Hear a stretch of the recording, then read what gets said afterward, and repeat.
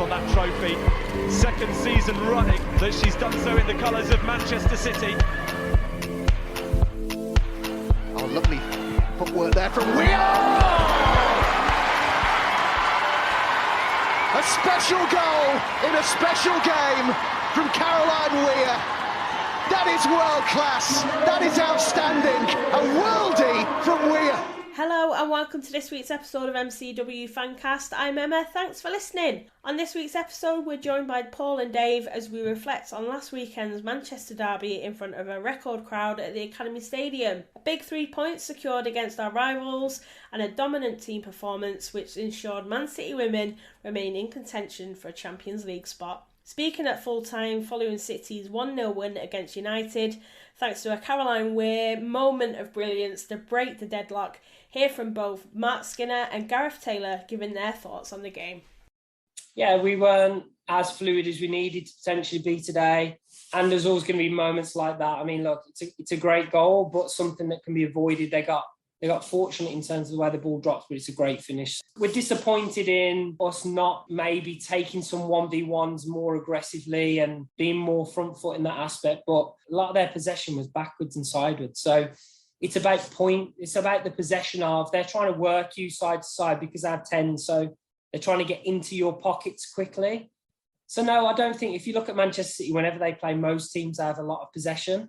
For us, it's about what you do when you have your possession. I felt that there were moments where we were quite good in that, and then there's other moments where you have to continue to be patient, and I think that's something we'll continue to learn from as well. I mean, they were helped a little bit by referees at times in terms of the little bit of the unfair bias I felt, but that's not a deflection away from the result. So one of my reflection points instantly is that in these games, when it's windy, learn about the ugly parts of the game. And you've got to impose yourself on the opponent no matter where they are. We need to be way more aggressive in that 1v1 duels and that challenges. And I don't think that's for a lack or not want to do that. I just feel that I think Manchester City have a lot of experienced players that have been around this league for a long time. We're embedding quite a lot of players in how we want to. They'll learn that and they'll get better at that. Yeah, exactly that. I thought it was a really dominant performance. I thought we started the game really well. We dominated most of the phases. Our pressing was good. We really limited United to very few kind of moments. I'd probably say the only thing in the first half was we had 10 attempts, only one on target on goal. So we need to improve on that slightly. But United make it difficult for you. They defend the box and the goal quite well. But again, just really delighted for the players because I think they really deserve that. I think sometimes you don't always get what you deserve, but I thought today we were a better team by far, controlled the play really well against a good team. We understand the importance of how big that 3 points is. I think it was a year yesterday when she did that, the fixture here last season when we beat them here, and it was a different feeling today because that was special in itself. But with having the supporters here today and a full house and record crowd, it just felt amazing. The celebration was great. And I arguably think that probably that is potentially a better execution than last year, which was some goal. Just more so because she was under pressure from a couple of United players. She received well in between the lines. To execute that type of finish under pressure is really difficult. Yeah, to be able to have that option to bring on a player like that, and we had good options today from the sidelines, and that's something we've lacked earlier in the season. And I think it's great. Sometimes you make those changes and they work. Sometimes you make them and they don't work. So that was one that really went well for us today. Yeah, I am. I always look at our performance. I always look at the kind of way we build from the back, the way we retain possession, the attempts we have at goal, the times we arrive in the final third. I thought that was a City performance today. And like I said previously, sometimes you don't always get what you deserve, but I thought we really deserved that today. We probably could have been ahead by a few more goals. Yeah, just to get the win today is massive, and it really keeps us in the hunt. Probably first thing, and let's have it straight with the weather conditions. I think anyone who was in the stadium today would realise that it was very, very difficult. It's a horrible day today. It's freezing, it's windy. And, sometimes that game being sold out 3 or 4 days ago, people don't turn up, but people turned up today. And I'm pretty certain that they would have gone away feeling great, particularly the blue side. But the brand of football that we played was a great advert for not just the women's game, but for football in general. And I always pride myself on the way we play, but more so for the way we won, in terms of the way we battled, the way we dictated the play, the way we dominated the possession, the way we, won our duels, a lot of the duels, majority of the time. Sometimes we've not had those results go our way earlier in the season, but it was great today. We deserved it. The celebration was great, to be able to celebrate with our supporters. Like I say, we won this game last year, but it had a bit of a different feeling to it. It was a great feeling, but nothing like today. And it's so good having the supporters back with us.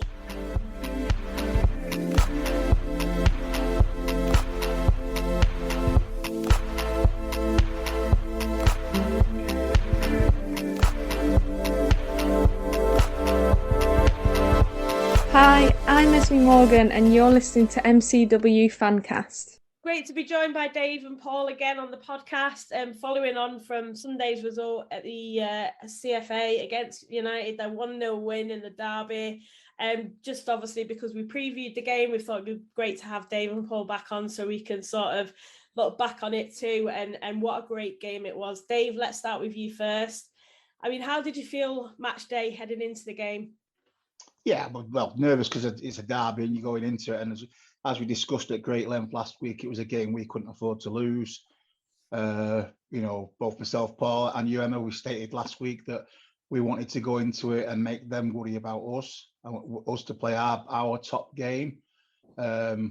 So, yeah, and that's what happened. When I first saw the teams, I was surprised Ruby didn't stay in. And we saw it last week. Would it be Ellen White up top? Will it be Bunny? So, I don't think there was much. It depends on what Gareth's plans were. Alana Kennedy coming back, I thought, played well.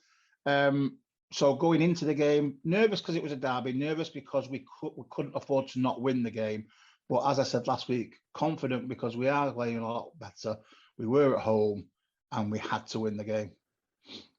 And Paul, for you, did it feel like, obviously, Dave just said there, Ruby Mace, obviously, back on the bench, and obviously Kennedy was chosen ahead of her. Do you think he went with the experience? I think it was entirely the right decision for two reasons. I think he wanted an experienced centre half, and I think we saw the best of Alana Kennedy at the weekend. That's the first time she's put a full shift in and looked like the quality player that walks into the Australian side. And I think it's right to manage Ruby Mace's progress. She's still a young, developing player. Her body's still developing, and so I think it was right to manage the game time. And I think so I think that's a very sensible thing to for Gareth to do. And I think I would say, I think we've had problems with Gareth during this season, but I think we have to now give him full credit. Now he's got a full squad for getting that team playing in such an organised and professional way. He's showing now what a really good coach the team say he is, and I think us as fans need to. For those fans that have said that Gareth out, they need to eat those words and accept that he's a really, really good coach when he's got something like a full squad to play with. And as Dave rightly said, he made the big call and put Ellen White up front. And Ellen White absolutely tore their defence to pieces. She didn't score, but everything she did was high quality. And they just didn't know how to deal with her all afternoon. It was a masterclass in how to be a centre forward. And showed once again what a great player she is. It was dead funny with Ellen White. I think I tweeted it as well.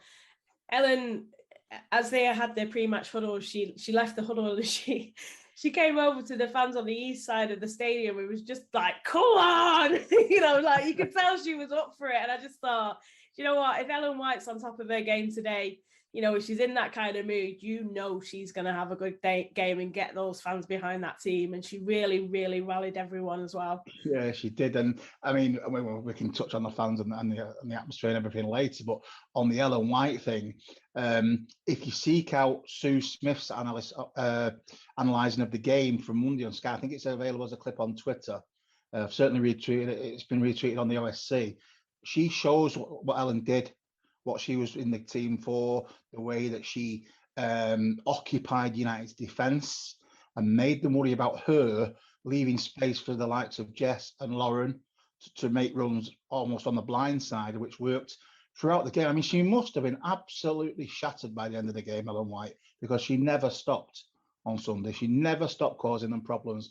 I mean, the only thing missing you could say from a centre forward was a goal, but other than that, her out play and the handful she was for the whole of that United defence from first minute to last was outstanding. It was a joy to watch, and it really sometimes goes a little bit unnoticed, that sort of work, because the other players flying in sometimes get the thing. And if Lauren had scored, which you'd have put your house on early doors when she had that chance, I think it wouldn't have even been as close a game as it turned out to be in the score line, because I don't think it was a close game. I thought we were the better side from the start, and we deserved the win.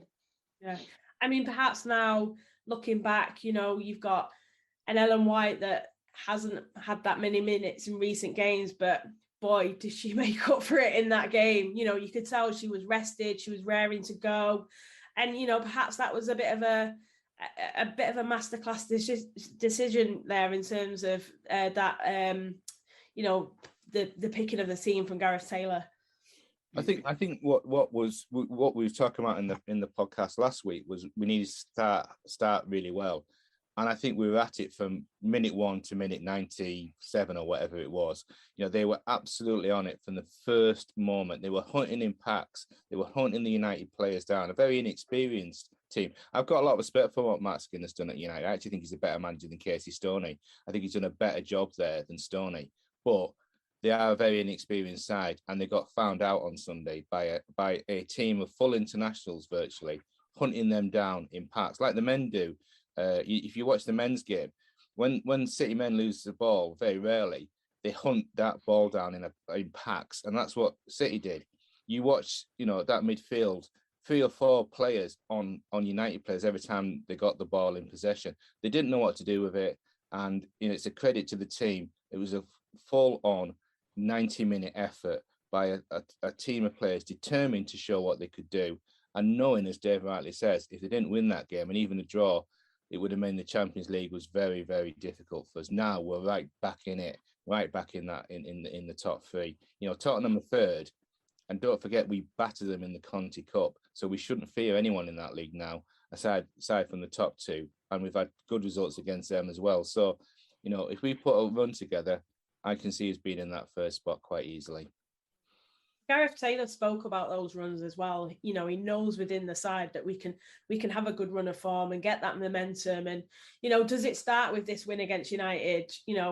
I'm sure that'll give confidence to the squad heading back, obviously, from the international break. I mean, we'll have the FA Cup first, but again, it's United, and in terms of, a bit of a curtain raiser, it's a good result to, probably use to kind of build on from obviously that performance and take to the LSV.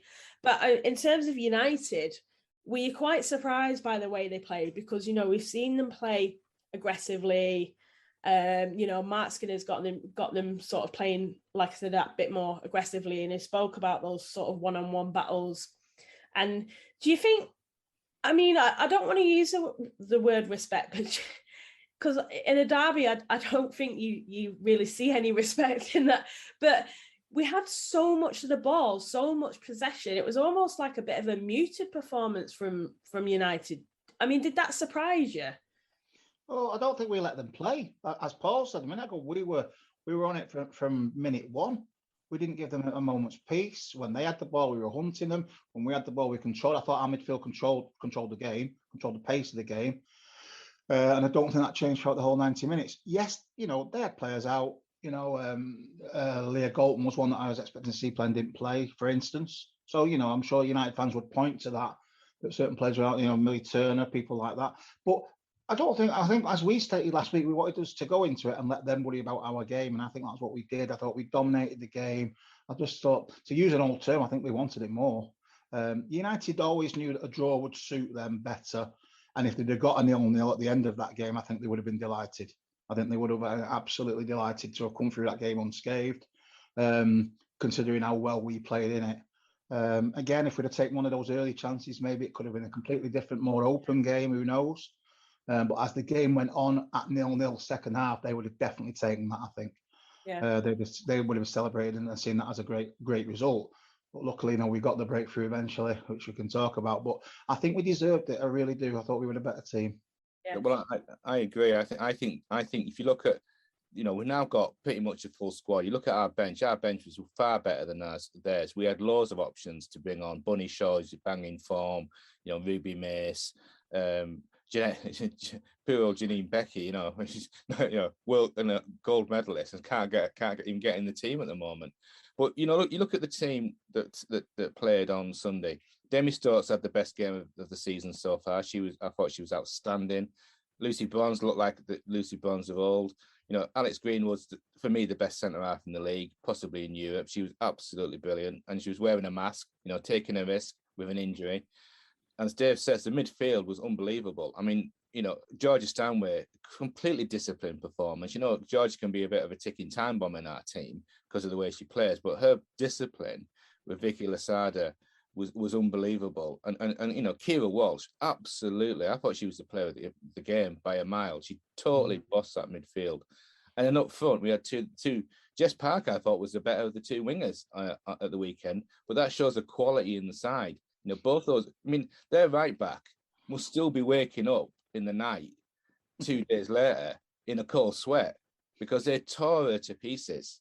And, fair play that she sort of soldiered on, but she was nowhere near, our team all game. And it was just a nightmare for Jess Parker. I thought was great. So, it was just a great team performance. And obviously we've got England's number one back. So I don't think we let them play.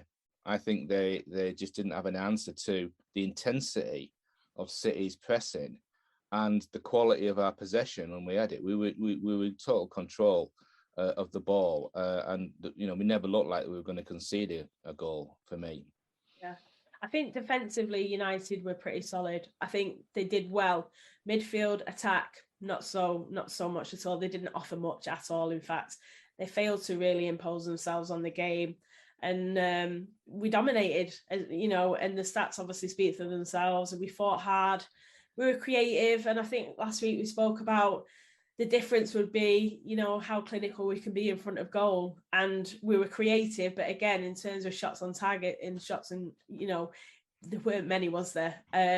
But you always kind of felt that City were, and like you said, deserving of obviously getting that goal, and we fought hard for it, and it finally came. And I think it was that moment, if you knew it was going to come through a bit of a moment of magic, and it was going to be something very special. And for Caroline Weir to obviously contribute and be that impact sub from the bench was unbelievable. And again, just outdone by a moment of brilliance. I mean, Mary Earps has got to be like in a spin because she's outdone by a carbon copy of the same bloody goal. I mean, it's unbelievable. How do you even write that in football? I just could not believe it when she did it. It was almost as if it was an action replay and you were live at the game. It was unbelievable that it was such a similar goal. And obviously we've seen it since on social media, playing it on the same screen as last year's. And it's just, don't get me wrong, they're both absolute worldies, aren't they? As was the one at the Etihad in a different way. But it was just unbelievable. The same player scoring the same goal at the same end of the ground against the same goalkeeper. The only difference was the colour of Mary Earp's shirt on those two clips. It was unbelievable. I could not believe it. You're right, it was. That shouldn't take away, everyone's been talking about it being the same as last year's, but let's not take away the brilliance of that goal. She says she does it in training a lot and she tries it and everything. Well, it was beautiful. It was absolutely perfect. Again, just like last year's, an absolute perfect finish, chip, lob, whatever you want to describe it. Describe it as a lob on some of the things. I don't see that as a lob. Yeah. It was beautiful. It was a great goal, and Earps was nowhere near it because it was right in the top corner again. And they must hate her. They must absolutely despise her because that's 3 times now that she scored absolute worldies, against them. And we needed it so badly. It shapes the rest of our season, that win, for me. It really does. And we needed that win so badly, and we deserved it. And when it went in, you could almost feel the tear, and then you're thinking, right, now concentrate now because you've got your goal, and there's a bit of a scramble just after it. And I was thinking, don't concede now, because you worked so hard to get this lead. It's an absolute banger of a goal that's gone in. Let's get these points. And I honestly believe it shapes the rest of the season. I really mean that. Yeah, I think Mark Skinner kind of spoke at the end of the game as if it was luck, and it. I mean, what was he watching? I mean, she created that herself. She got the ball. You don't score a goal like that. You don't score a goal like that if you're lucky. I'm sorry, you don't. I mean, she got the ball off Zellum for starters. She made a space for herself. She took her time. She knew where she wanted it to be. She hit it perfectly. That was Caroline Weir. That was made by herself. There was no goal. There was no luck in it whatsoever. The wind maybe played its part, but other than that, the execution was spot on, and Caroline Weir made that goal, and it was made in Manchester. It was. And that the one she scored last year and the one at the Etihad, which is a different type of goal, were both nominated for Puskás Awards, weren't they? And I would not be surprised to see this one get nominated. I actually think this goal was actually better than the one from last year. Slightly a little tiny bit further out, so possibly better, yeah. But she basically wasn't lucky. She didn't just think, oh, I'll hit that. You know, if someone has a shot and it's going wide and it hits one of their defenders and goes in the other corner, maybe. That's not what happened. She totally meant it. So it's not luck, it was skill. I think Sue Smith made a good point in Sky when she said that Caroline Weir could have just come on as a sub and been sulking because she'd walk into that United side. She'd just walk into that team. She could be sulking and saying, I should have been playing today, but she didn't. And she came on because she's a good pro. And as you say, she robbed the ball off Zellum. She created the chance. She hunted her down, robbed her, then created the space. And it's about technique. You know, good players have great technique, and we know Caroline's got great technique. She passes well. She hits good shots all the time. She went for that. That wasn't a miss hit. That wasn't her just taking a punch. She thought, I've seen her off the line. I saw it last season. I'm going to do it again. Bang, straight in. It was all about technique. There was no luck involved in that. I mean, it could have hit the bar. It might have just gone over. But the way it was dipping, it dipped right over Mary Earps. And Mary Earps, who's not my favourite keeper, but it's not a bad keeper, was literally stranded. She could get nowhere near it. So anyone that thinks that that's luck, it doesn't watch in football, because great players do those sort of goals time and time again. That's 3 absolute worldies she's banged in a derby, in high-pressure derbies. So let's not take anything away from a very still not learned from it. Well, I don't think you could have had Edison in goal. You could have had anyone in goal. No keeper was going to get near that because of the technique. She just saw it and she reacted instinctively. And because she's got great technique, she was able to bang it in. And, you know, it'll certainly be our goal of the season, I think. And as Dave rightly says, it's a game changer for the rest of the season, because now we can kick on and really, you know, power towards that, you know, potentially winning a third place. You know, we shouldn't fear Chelsea in the Conti Cup, and we shouldn't fear United in the FA Cup either. It's hard to really find any positives with United. I usually do try and balance it out, but it was that bad. I actually can't. I think the only good opportunity that United actually did have was only moments before Caroline Weir's goal, where Martha Thomas is pretty much in a one-on-one with Ellie, and Ellie comes out and just dominates and you know, sort of does what Ellie does. This is the only way I can describe it. Is what we've missed from Ellie is, you know, those split decisions that, you know, can potentially change the game. And, you know, she just, you know, she was confident. She came out, she beat Martha Thomas to the ball in those one-on-one sort of situation. And yeah, the attack's off and, you know, it's out of play. So I thought, you know, for the little that Ellie had to do in that game, and she didn't have to do much, let's be honest. I mean, she was practically running up and down the wings to try and warm up at times, Ellie. So, you know, she had little to do. And again, sort of United offered little in terms of attack or little in terms of, you know, that threat up front, really. Yeah, their best chance probably from a corner where they headed it just wide. I think that might have been Martha Thomas. You know, set piece. They had a shot from Ella too, which was curling on time, but Ellie dealt with it. Like I say, I honestly believe if it finished 0-0, they'd have been over the moon with that. You know, they would always try and snatch a goal on a break off from a set piece, obviously, because you do, but it would have been a sucker punch for us, but they didn't get it.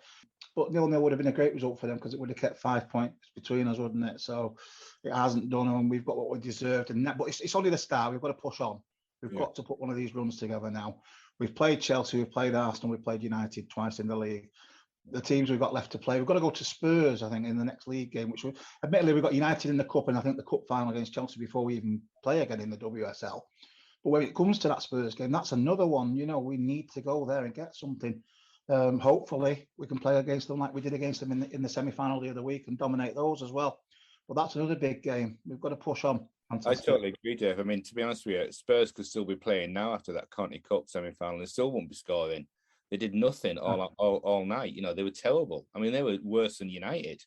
There was nothing to fear in that side at all. I mean, obviously, when you're away, it's slightly different. But we shouldn't fear them. There's no one apart from Chelsea and Arsenal that we should think we can't beat.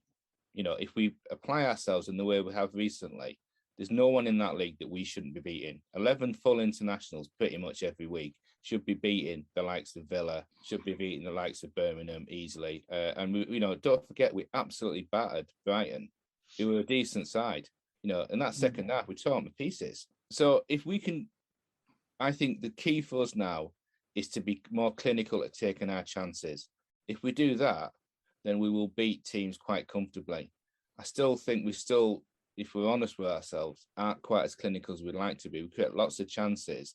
We just got to put a few more of them away. But that's starting to come because, you're starting to see our two world-class fullbacks pushing up as well. And that creates all sorts of problems for teams when you've got two world-class wingers, two world-class fullbacks pushing on.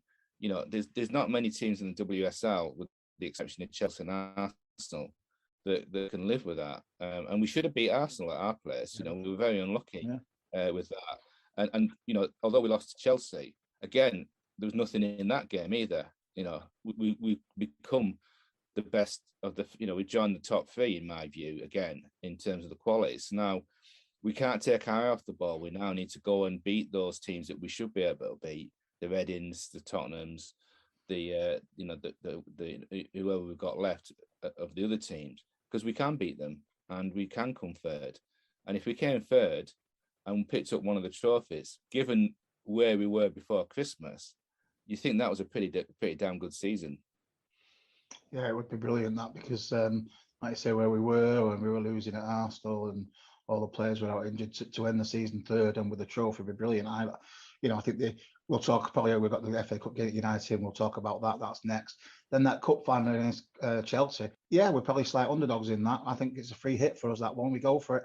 We go there and we play as well as we can, and we can see if we can bring that trophy home. There's no reason in a one-off game why we can't. Chelsea have not been firing on full cylinders recently themselves. They've been struggling to score goals, which sounds a bit silly with the squad they've got. But if you look at the recent results, they've not been scoring well. So we'll come to that Conti Cup final. We've always got a chance with the players we've got. I think it's a free hit because no one outside of maybe our fan base expects us to beat Chelsea. So we never know. We've done it before, though. We beat Arsenal when we were massive underdogs one year in a Conti Cup final.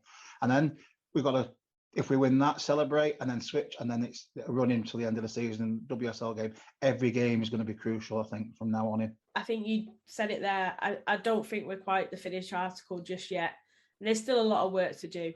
But given the sort of situation, given the season so far, I think we've turned that corner a little bit. And I think there was a little bit on obviously getting those players back that we've, spoke about in depth. But really to see that come into fruition, I think is, I don't want to say it's come as a bit of a relief, but I think it takes some of the pressure off Gareth, perhaps, that he is really starting to get the best out of the players that he's got. And, those performances really are starting to come together. So I think in terms of looking ahead, things certainly do look brighter. And I think as a manager for Gareth, I think there's, lots of little, good positive things that he can celebrate. I mean, we're in a Conti Cup final, really towards the end of last year, was that something fans perhaps thought we could achieve given the sort of run of results that we were having? Perhaps it's a mini little goal, if you like, that we're able to compete domestically for a trophy that does have history with City and does mean a lot as well.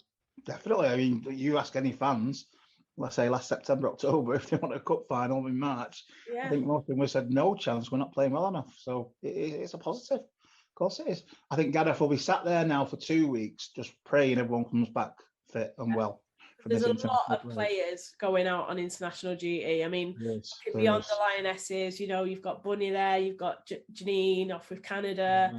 Blackstad, they're all involved. And Gareth, I think, will be crossing his fingers to get them all back. Yeah. And then he can really push on. The other thing we've got to sort of also bear in mind is that for the likes of Lucy Bronze, who have come back off long-term injuries, it takes a while for them to get back up to full match fitness. And I think we saw the best so far of Lucy since she's been back. So I think we should be mindful that whilst we've got all the players back, some of them are still getting up to match fitness. Even Ellie, who I thought played really well and showed a quality. It'll take a little bit to get back to that sharpness. So as we get towards the end of the season and they're getting those minutes under the belt domestically and internationally, I think that's gonna help the team gel as well. And I think there's nothing to fear from Arsenal and Chelsea now. We're back to full strength. We're starting to show the quality that we've got, and I think Gareth has weathered the storm, both with the pundits and with the fans.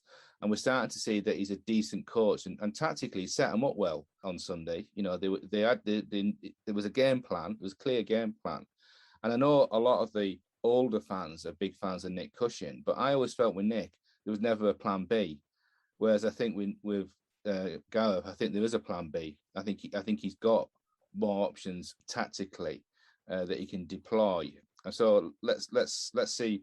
I think the big challenge will be next season for Gareth when we come back in, hopefully with a reasonably full squad, and we want to hit the ground running and be challenging for the top. Because let's face it, with the resources we've got, the players we've got, the investment from the owners, we should be in the Champions League.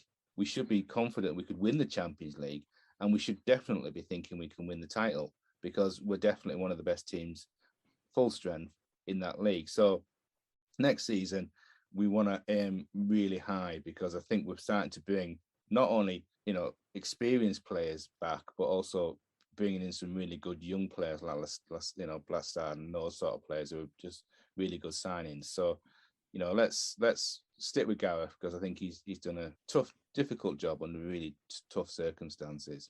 Can I ask you both a question? Just because you've mentioned it there. Looking obviously ahead to next season, if obviously we're to qualify for Champions League next season, which trophy would mean more to you? Would it be the European or would it be the domestic league? Purely because it's been so long since we've won it. If you could take either or, which would it be? Well, here's the thing. I follow both teams. With the men's team, it's always the Premier League, always, because that's the true test of a team over a season. The Champions League is a bit of a lottery. I mean, Spurs got to the final one year and they were terrible. Liverpool won it with the worst team ever. So it's a lottery, the Champions League. For me, the WSL is the number one target. We should, we've only won it once. For a club of our size and investment, that's not good enough. So we need to win the WSL. That, for me, is the number one target. All the other stuff is icing on the cake. But both for the men's team and the women's team, it's got to be the Premier League. It's got to be the Super League because that's a true test of how good a side is over a full season. I think that as well, from the fans' point of view, purely from the fans' point of view rather than the club. The club might be different, both on the men's side, as Paul says as well. It is the league because the Champions League is a cup competition at the end of the day, and we all know cup competitions. It's on the day sometimes, isn't it? The league is the true test. I totally agree with everything Paul's just said there. There's no reason why we can't win both. There's no reason why we can't win the WSL, get this squad experience in winning things and go for the Champions League next season after. There's no reason why they can't both be on the agenda. They should be on the agenda, both of them, definitely. The club will definitely see it that way as well. But if you're asking me to choose next season which one I'd choose to win, I would like to see us win the WSL. We've been very close. We've only won it once. We've been close a couple of times. We've had about 4 or 5 second place finishes. We need to turn that. We need to just do that one more step and win a few more leagues, which I think we can do. Yeah, I do really feel that the Super League is really start of the season, you get a lot of people asking you, how do you think you'll do this season? You know, what do you want to win? You know, and I remember me and Jane would go like, at the start of the season, we're going to win everything. You know what I mean?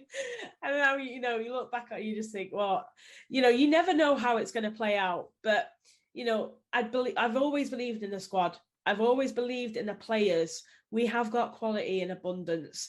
You know, you can't obviously, you know, begin to, you know, predict what's going to happen in terms of, you know, managing players, managing fitness, managing injuries. You know, COVID is, you know, again, has still played its part as well. We've got to, you know, you have to factor that in too. So, you know, I think it's harder for teams. And I think we've seen that as well in the results that we've seen across the season. You know, when you look at other teams too and other oppositions around us, you know, we've all had our fair share of, you know, things go against us. And I think that's what's made this season that little bit more competitive in terms of results.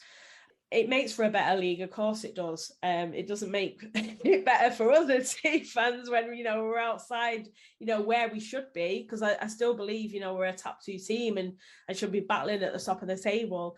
I think the results, obviously, that we've had have for sure played a part and gone against us. And it's just about getting that consistency. And now if we can see out the rest of the season with that consistency, with that momentum, getting those results, and putting ourselves in a strong position. I mean, you don't want to be in a position where you're relying on other teams around you to drop points, but you just want to be there just in case, because you never know what might happen.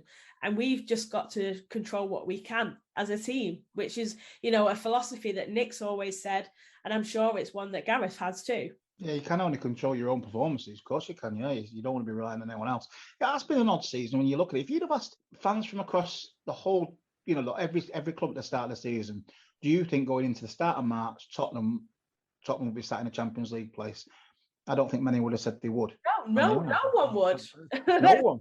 Probably not even Tottenham fans are like, what's going on? And that shows you what an odd season it has been. There's been some odd results. Reading had a terrible start, then went on a brilliant run, and suddenly they were up to 4th or 5th last week, you know, before they got beat. You know, it has been an odd season for things. There's been reasons, and there's been, like you say, Emma, there's been an injury crisis, there's been COVID, there's been, you know, the top 2 have stayed the same, but even Chelsea have lost more games than last season. Yeah, exactly. I think they lose one or two. We only lost one game last season. We finished runners up. So there's been more defeats for everybody right across the board. It's just been an odd season, but it is still there. It's quite odd because the last few seasons we've finished second and we've been disappointed. We could end up finishing 3rd this season and be more excited about it because we finished 3rd and could we pick up, say, a pot on the way in one of the 2 cups. I think most people, you've got to look at the season in context. I know history tends to not. It just says who won what in each year. But those of us that are living through it and know the trials and tribulations of this team this season, you know, you'd have to be happy if we took 3rd place in a trophy. It would be a successful season, and then you kick on from that. But like Paul said last week, the one thing we cannot level at this team this season has been the fight and the commitment to the team by the players who were there. If you look at Alex Greenwood, there were times when she was absolutely holding the team together, controlling it. She was, you know, because there were so many people out injured. It was unbelievable. And Alex was outstanding in that period, I thought, because it must have been hard for her being one of the more experienced players as well. You know, things like that. You've got to take the positives out of it. And there's a major one, for instance, the way the togetherness of the team and the squad. And if you look at when they scored the winner on Sunday, when Caroline scored, she headed straight for the bench, straight to Gareth. Yeah, I like that. All the team were there together, and that was great to see. The other thing we've got to sort of also bear in mind is the standard in the WSL has increased dramatically over the last couple of years. There's no, you know, it used to be we the bottom half of the table were just the whipping girls of the league. Now, any team on the day can beat any other team or get a result. Brighton were, you know, had a good start and have fallen away. Apart from Birmingham, probably have been a bit unlucky. There's no weak sides in this league anymore. You're not going to go somewhere and think we're just going to turn up and get a 6-0. All the teams in the WSL have invested in their teams and have brought players in from abroad or brought people through their academies. So there's no easy ties anymore in this league. That's a testament to the development of the game, and that's something we've got to factor in when we think, well, perhaps we should be the likes of so and so, but actually we shouldn't anymore because they've got decent teams. The standard's much higher, and on the day anyone can get a result. That's something that I think we should celebrate. But as you rightly say, Emma, it doesn't make it easy for us as fans, because you just think, oh God, we don't want tough games every week. But actually we do, because that's how we grow the league, that's how we grow the brand, and that's how we can make sure, instead of getting 5,000 on once a season, we can get 5,000 on 3 or 4 times a season, because that should be the aim. But if I'm putting my hands up and being completely honest, I would rather play a game like United week in, week out, where we've really battled and fought hard to get a win, than turning the team over 5-0 and being dominated in the performance. I think it's more exciting. Yeah. I've got to be honest, the style of football, the way that we played, it was entertaining. And I do hope that people that have maybe been to the academy for the first time, or, been to watch a women's game of football for the first time, their first derby, whatever, I hope they come back. I hope they enjoyed it as much as I did. And it's made them want to come back, because I think that will be a truer indication of where we're at in terms of growing the game and those games becoming more enjoyable and more entertaining. And I think that was a really good display, especially if you're a neutral fan and you're maybe getting into women's football for the first time, regardless of who you support on the day. I do think it was a really good advert for the women's game. I'm glad you say that, because I was thinking exactly the same thing. From my point of view, I'm a City fan. It was a derby and we won. So I had the time of my life. I thought it was a great game. I thought it was brilliant. I'd be interested to see, I saw a few negative comments from so-called neutrals, that it wasn't a great game to watch. For me, it was, but I'm biased. So I had the time of my life. I got home and watched it again. And I haven't done that for a long time. And I used to do that a lot. But I enjoyed it that much. I mean, maybe it is me because I enjoyed it more as a City fan than as a United fan. No, of course you're not going to enjoy it as much because you're going to be frustrated. But how many games have we had, like that recently, where you've ended up frustrated? I did think it was a good game. Even if you try and take your team and yourself out of the situation. I think it was a battle, I think it was, you were just thinking, when's the goal going to come?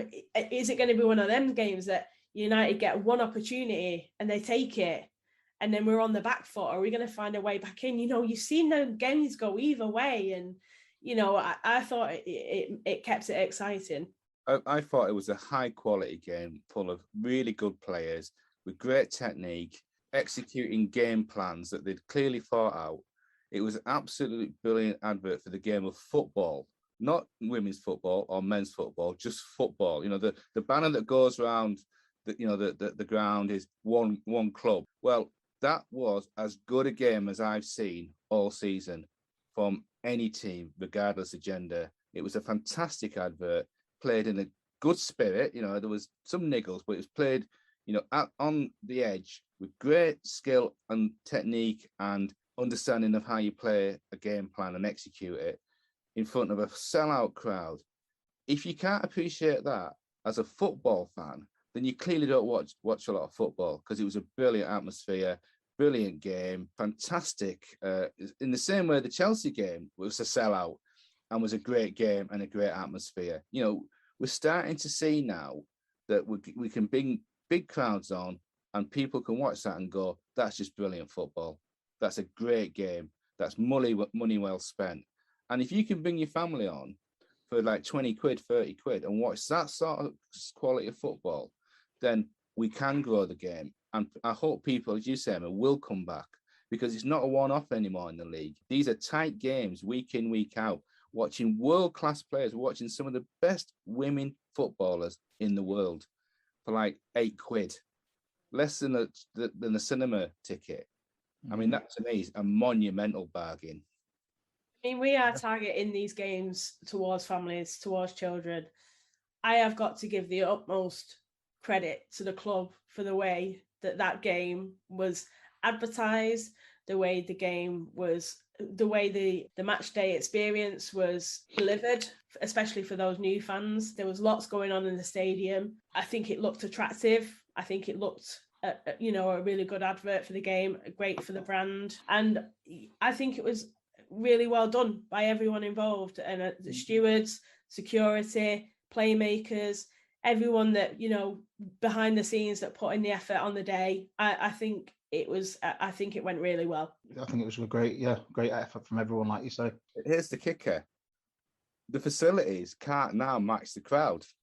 We've now got a point where the sort of infrastructure, the toilets, the catering is now creaking a bit because there's so many people there. It wasn't designed necessarily to have those full crowds.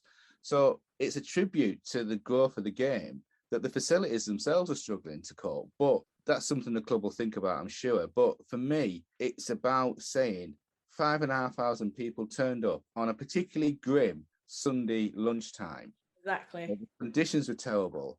To go into a ground which respects inclusivity, which is great. The atmosphere is not full of the aggression you often see when you're watching men's football. It's a real family atmosphere. You can take your little kids and your big kids along, and your even bigger kids like me and Dave and yourself, Emma, to the game, and just have a relaxing, enjoyable experience where you're watching a quality product in a fantastic atmosphere, where it's lively, but it's not aggressive or horrible. It's just, fans can mingle, people can have a bit of banter, a bit of fun. You can wave your flag, and you can be assured that your children are going to go home not having learned a few new words that they probably shouldn't have learned. And that for me is why I think we look go to women's football. Me and my daughter, she's 17. She's grown up with women's football and loves it. And she can look at those women as role models and think, yeah, I might not be a professional footballer, but I can be something. And those women, to me, are massively important role models for the next generation of young women and young men that are coming through our city to say, look, these are fantastic people who really care about the club and the job that they do, and they care about the fans. And, you can't put a price on that. That's just priceless for me. But on the atmosphere was great because it wasn't, as you say, Paul, it wasn't nasty, but it was still, there was a lot of rivalry there because it was City United. There was United fans in the city and behind the goal. I saw them with the shirts on and stuff. And, like you say, there's nothing wrong with banter and atmosphere and rivalry going on as well. And it was great to see the place full. It must be better for the players to run out as well to that sort of crowd. It must be, it must be fantastic for them. They won't like playing in front of empty stadiums. And we've just had a year of literally empty stadiums as well last season with no one in at all. So it must have been fantastic for them to run out and see the place full. It was just great. I want to see that every week. That's the big question now. How do we do that every week? Maybe not 5,000, but pretty full every week would be fantastic to see fans behind the goals, see fans on the other side of the pitch. It's fantastic to see.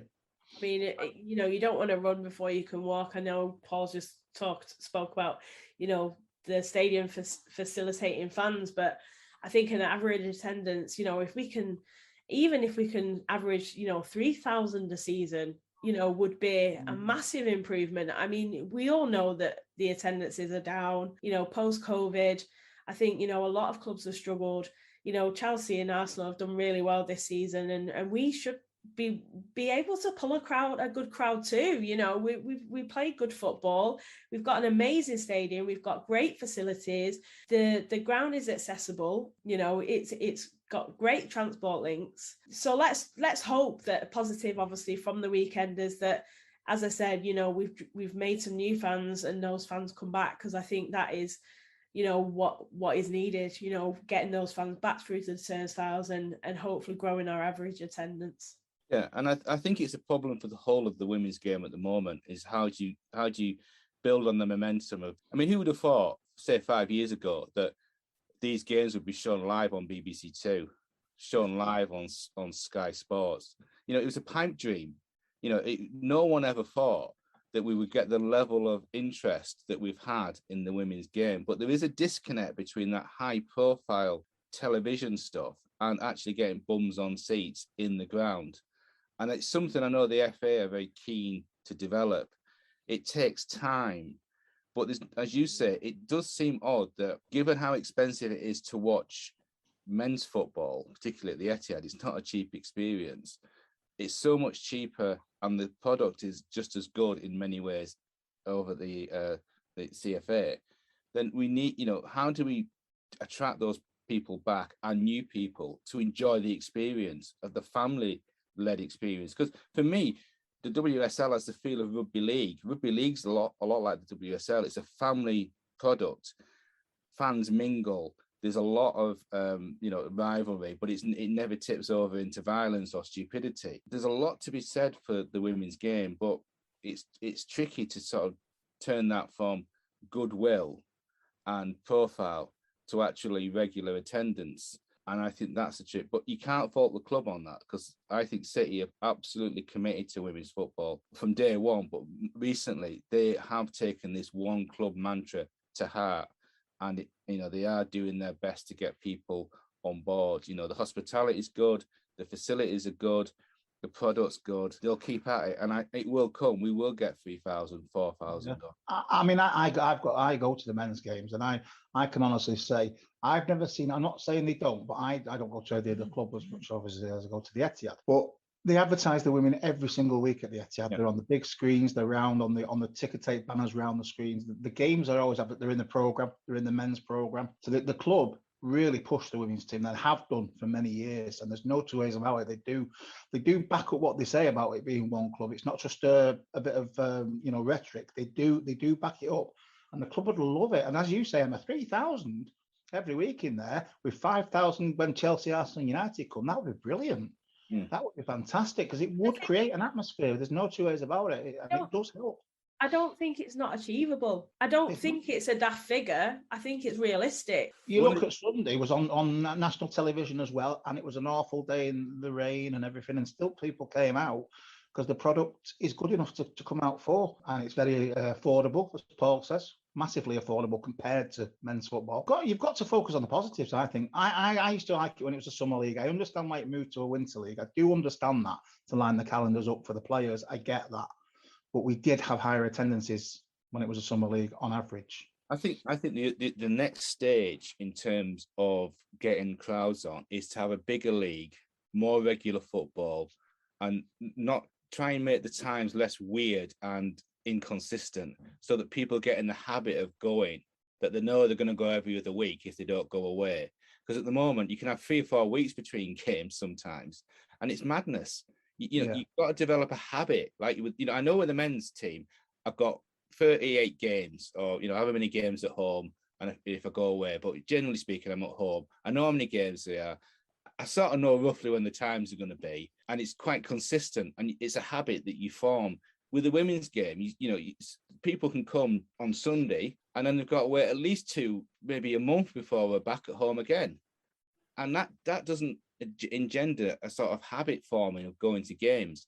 We've got to expand the league. We've got to have, give 38 game season if we can manage it, at least a 30 game season. So we have that consistency of people know they're going to be seeing a game every couple of weeks rather than every month, which, if you're just not that bothered, you probably think, I can't be bothered. It's a month away, whereas if it's 2 weeks away, you think, actually, yeah, that's great.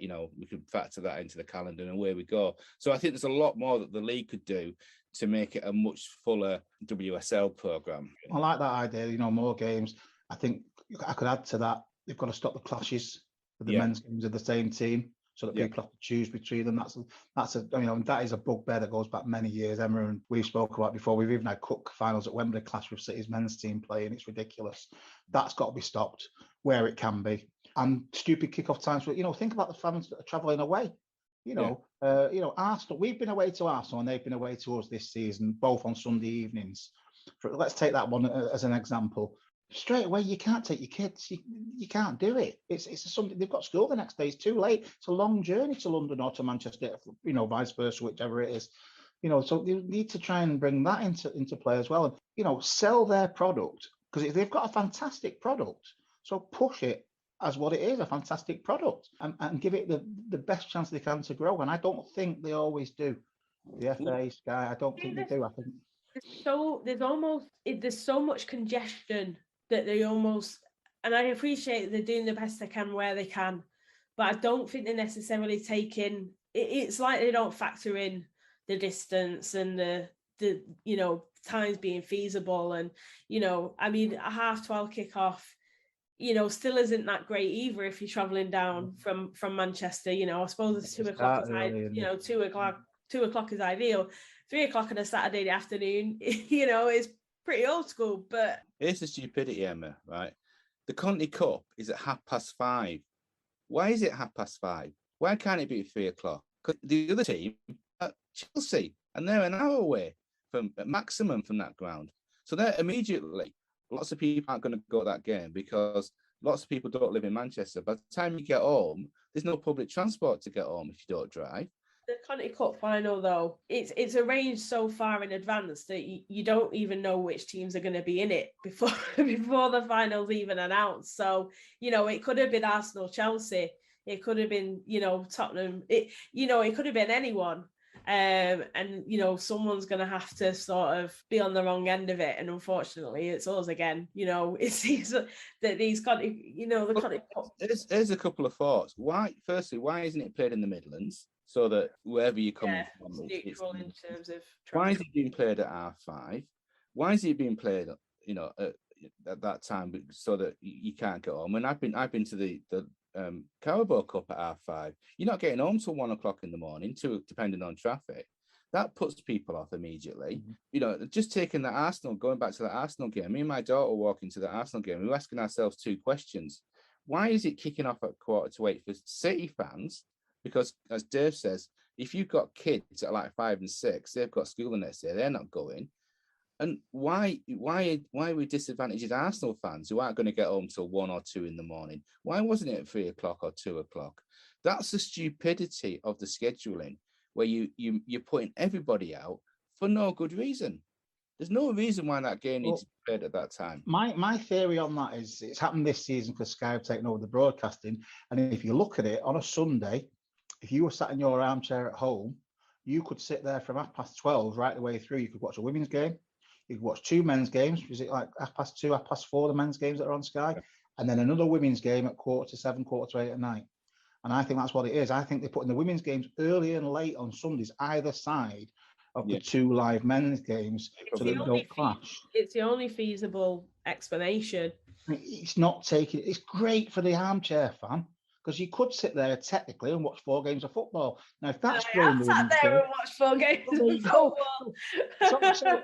And especially if it's, say, for argument's sake, City women were on at 4:30, and then City women, they'd be hoping to keep that audience if City women were on straight after them and sell more spot. I get it from a broadcasting point of view, but the losers in that are your match-going fans, your match-going families, your match-going away fans. Those are the losers. And do we really want to see empty grounds after the year we've just had last year? We want to see full grounds. So they should be the priority.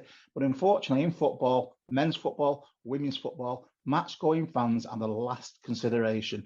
That is why you'll see in the Premier League, Southampton will be away on a Monday night at Newcastle, for instance, things like that. Yeah.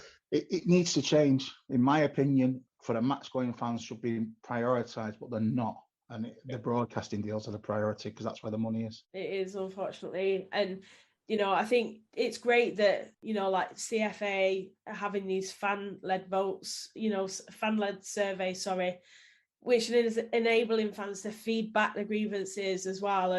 And things like that will now get listened to as well. You're right. Yeah, there's a massive FSA survey going on at the moment for fans of the women's game. I would advise everybody to have a look at that online.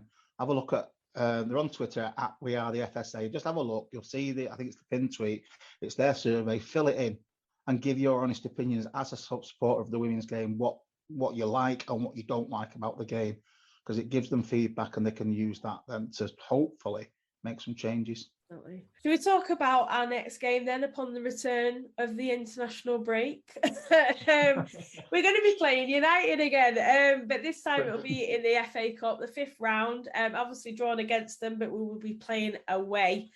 This is going to be a bit of a different tie, I kind of feel. I mean, they've got to play differently. They've got to take lessons away from this game, and I expect a much more aggressive United in this one. It was interesting. I was just quite near the dugouts, and you could see on Matt Skinner's face, he couldn't quite work out what was going wrong. And his mate, who looked like he'd sort of come from Peaky Blinders, was jumping down and shouting. But both of them were clearly thinking, there's something gone wrong here with the game plan. Matt Skinner's too smart a manager not to go away and think, what went wrong? What can I do to make that better? they were missing a couple of key players. Galton and Mannion were both injured, and there's a couple of other players that they could probably bring back in. So it will be a tougher thing. We're away from home, but again, we shouldn't fear them, and we should go there and think, let's make them fear us and play against us, make them play like we did on Sunday. If we do that, then and we take our chances more clinically, then there's every chance we can win that tie. There, and I whilst I don't underestimate the scale of the challenge, because they are still a decent side, I think we've just got enough to nick a win over there. And frankly, they need to get out of that ground as soon as possible, because it's just it's not doing them any good.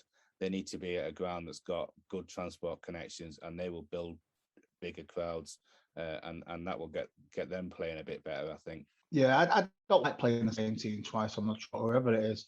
Throw into the fact it's a derby. They will have players back. They will be more aggressive, as you just said, Emma. Without a doubt, they'll want revenge. There's all sorts, and there's tactical know-how as well that Mark's will put into them. So it will be a lot of it. Could also balance on which team gets full set of players back after this international break. That could affect the teams they pick, and I'm sure you'll look at it nearer the time maybe and see who's available, but I expect it to be a very tough, very close game. It would have been anyway. It will be even more so now. But yeah, there's no reason we can't go there and win. We'll have to play well, of course we will. We'll have to play very well to go there and win. But I'm sure we will. I'm sure we will go back. And I'm a little bit disappointed we keep drawing them in cups all the time, because I don't want the fixture to be devalued as well. I want derbies to be special and be that derby day and stuff. And I'd like to see these. There's another thing. I'd like to see the cup draws live on TV or live, live on YouTube or somewhere we can watch them, because they seem to put us in the same Conti Cup group every year with Everton and things. And I thought, I don't want the fixture to become devalued or people to go, oh God, another derby. I want it to be special, but it is what it is. In the FA Cup, you're going to have to beat these teams sooner or later. If you want to win the FA Cup, you're going to have to beat City, United, Chelsea, Arsenal, somewhere along the way. So it is what it is. We'll go there and we'll give it a go. It'll be tough, but there's no reason why we can't win. Do you feel that the significance and the sort of the intensity surrounding the game and about getting the result has sort of intensified a bit? Because it seems that obviously United with time have grown, have got better, have developed as a team and becoming stronger in terms of opposition. Do you feel that is reflected in these derbies now that are coming around as often as they are? Definitely, they have improved. Yeah, because they're ahead of us in the league. So there was such a massive factor in Sunday's game. It was almost must win for us and must not lose for them. So, and then the media builds that up, and it's becoming, the circus around a derby is inevitable. They're both doing well in terms of fighting for third place this season. Who knows, they might end up fighting for the title in seasons to come, the two teams, so it'll always be there. But derbies are derbies, and it doesn't matter where you are in the league. It doesn't matter, if one of you's doing well, one of you's doing terrible, or you're both fighting. Fans want to win a derby. Fans want to win every game, but a derby's special because you know people and you've got friends, and so it's all part of it, isn't it? It is getting more and more intense because there's more, but I don't want to lose that either. And I don't want people to think, oh, well, God, they play every year in the cup. If they both got to a cup final, obviously they're fair enough, but we seem to meet quite early on. And, I know there's conspiracy theories knocking about. It's the Conti Cup one more than the FA Cup that seems to worry me, because it's almost like they put you in regionalised groups and we keep getting the same teams. We get Everton every year, for instance, as well. It just seems a little bit, let's have a little bit of variation. Maybe, as Paul was talking before about expanding the league, maybe expand the Conti Cup or change the format of the Conti Cup. I've always said the Conti Cup needs a total overhaul. Yeah, well, I think I do like the Conti Cup. It's a cup I want to compete. I want to be in it, but I just think it could be so much better. Give it a new format, give it a new identity, give it a new sponsor, and just zoosh it up a little bit. I mean, I think it's we have to remember sometimes that United was shamefully late into the women's game. I got my best mate's a United fan, and he was embarrassed by the fact that United didn't have a women's team. So women's derbies are a relatively recent phenomena, but because to United's credit, and I have to give them credit for this, they have invested in their women's team properly now. They've got good they've had good coaches and developing good players, bringing players in and bringing people through their academy. So, credit to them for that. So it's not surprising the derbies have become really intense because they're two really good sides. And I'm like Dave, I don't want it to be devalued, but it's just the luck of the draw. I think the County Cup could be done better so we don't face them, and if we get the odd FA Cup tie, then that's so be it. But for me, we want to keep the special nature of a derby, and we've got a proper derby now. It's two good sides going at it with two big sets of fans. So it's got a real edge to it these days, and in fairness to United, although they didn't play well on Sunday, they were getting stuck in. The feeling amongst the fans heading into this game, it did feel like we were underdogs, and it did feel like, we were a little bit, United are a good team and they can get a result against us. I'm not going to play it down. They are a good team, and I do genuinely think a lot of people were a bit worried on Sunday. I was because I thought they are a good side now, and I think he's a good manager. He's got them playing. They're a very young side, don't forget. They're quite inexperienced, but he's got them playing to a pattern that works for them. And he's developed, 2 or 3 of those players into England regulars. He's a much better coach than Stoney for me. He's a smart operator, Mark Skinner. So we've now got a proper derby. So we'll go into the cup game. I think honours even. It could go either way. There won't be much in it. But I think we've got enough to get through. But let's celebrate the fact we've got a derby. Let's celebrate the fact that our neighbours have invested properly.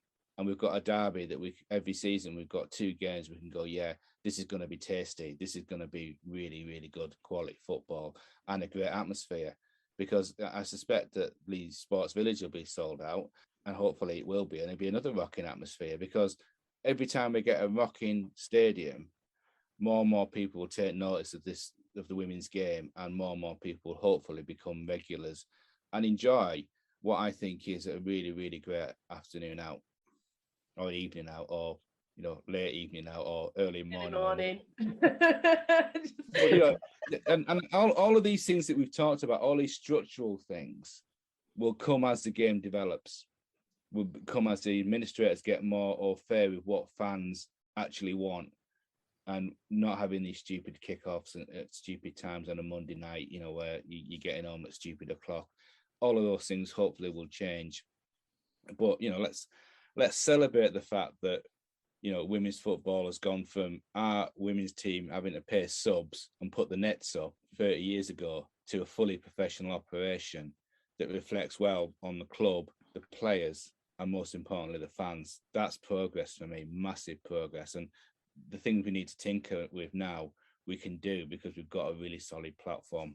Absolutely. Is there anything you want to add on there, Dave? That's spot on. The club is running it right, and I hope Paul's right. The stuff we've talked about tonight within the game as a whole are structural issues that, as it grows, we iron out. I just want the fans to be thought about. Your match going fans to be a priority, and that's across football as a whole, really. Because your fan, the year we had with no fans in the grounds for me was just awful. Watching on the television, it's not for me. I know it is for some people, and some people can't go, they can't afford to go. I get that, but we want fans in the grounds, and we want the women's game specifically to grow and grow naturally. And if it's handled right across the board, that can happen. And great. And Sunday was a good starting point. And I don't mind the odd big game in the Etihad now and then, like we had the other year. Like a show. I think United are due to play a game against Everton at Old Trafford, aren't they? Yeah. This season, those sort of games. I think Arsenal played Highbury at the Emirates, and Spurs played at White Hart Lane. I think they have, haven't they? Yeah. Things like that. I don't mind odd showpiece games like that, because that also puts it in the spotlight. But the big goal for me is, like, from a City point of view, for argument's sake, filling or getting decent attendances in the Academy Stadium on a regular basis. Now, if having an odd, say, showpiece game at the Etihad helps that, then great, because when we got 31,000 at the Etihad, that was another fantastic atmosphere, a fantastic day. That, if that helps as well grow, because we've lost a year. We lost a year through COVID, and so everything's been put back a year there. We've all been on hold, and we want to slowly start building again. I believe, if the national teams can all do well as well, that could create interest. Well, I think that again will add, hopefully, to attendances. Obviously hosting the Euros on home soil in the summer. Hopefully again, that's going to draw new fans into the stadiums and brilliant. Yeah, I'm a great believer that will happen. Because they've got the England game at Old Trafford, I think, the first game, and then we've got some games at the Academy Stadium, which a lot of us are going to, and stuff like that. Hopefully, that all helps all into the pot, and at the end of it, the game's growing at a natural rate. I mean, I get quite frustrated because I'd like to see an England friendly or in the Northwest. We haven't had one of them for a while. We need, we've got two big clubs. Well, and four if you take Everton and Liverpool as well. Liverpool are starting to develop a decent side. There's a lot of fans in the Northwest who want to watch England up here. And, we could quite easily sell out one of the big stadiums, I think, if we brought it up here. I understand the thinking of taking it to places like Norwich and other places to build the brand, but you also need to look after the people that go week in, week out with the national side. But I think if we get a good run in the Euros, and there's no reason to think we won't, because we've got a really good developing England squad for me, that will obviously help bring people in because the World Cup, even the Olympics have been really helpful in building the profile of women's football. So let's hope that we have a good Euros for the national side, but also good Euros for all the other teams in that tournament, because I think that coverage will really help people to think, well, I'm going to go along and go to what's women's football at City for £8 and £4 for kids. Blimey, that's cheap. That's one of the messages we need to get across to people. This is a very cost-effective way of watching top quality football. It's not cheap because the quality is not right. It's cheap because we're building the brand, but the quality of the product is exceptional, and at times can be absolutely sublime, like it was at the weekend. I don't think there's anything else to add to that. I think that's spot on. I'm going to leave it there. Yeah. Thank you both for joining me so much. It was great to obviously just go back through and relive it all. Great day out at the Academy Stadium with a great result as well. As you say, obviously international break now. A lot of players off for international duty with their respective countries. So hopefully we get our players back safe and well and fit and ready to go again. Yeah, fingers crossed. I bet Gareth's watching every single game. Thinking, with his fingers. There's a lot to keep up with. To be fair, I feel a bit sorry for him. I think him and his coaching, he'll have his coaching sides watching all the different coaching team watching all the different games, and they'll be sweating. I mean, we're almost uniquely exposed by the international break, but I hope. I mean, the one good thing I think about international football now is because it's so much more professional. The management of injuries and the management of the players is so much more sophisticated, which means that players are less likely to come back injured than they have been in previous years, because the way that they manage the England setup so professional now. Hopefully we won't have too many casualties coming back, and if they do, it'll only be niggles rather than something serious. Yeah, fingers crossed. Yeah, I agree with that. Well, thank you so much, both, and I will see you at the end of February, which seems ages away, but we'll be back in a couple of weeks' time, recapping on hopefully what will be a win, as hopefully City will progress in the FA Cup, all being well. But yeah, big game ahead and lots to look forward to. So cheers, guys. Cheers, Emma. See you soon.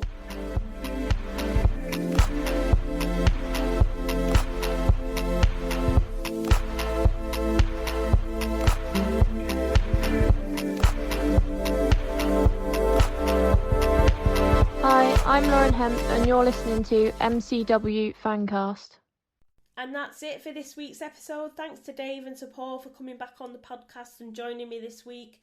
Thanks also to Charlotte, who's been on editing duties for this week's episode.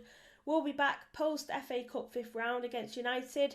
The club have announced an away ticket allocation for the tie, which will be played at Leigh Sports Village on Sunday the 27th of February. Kickoff is 12:30 p.m. and it's likely that we will fulfil that allocation, so make sure you get your tickets early. All the details of how to book is available on the City website. Enjoy the international break and we'll see you on the other side.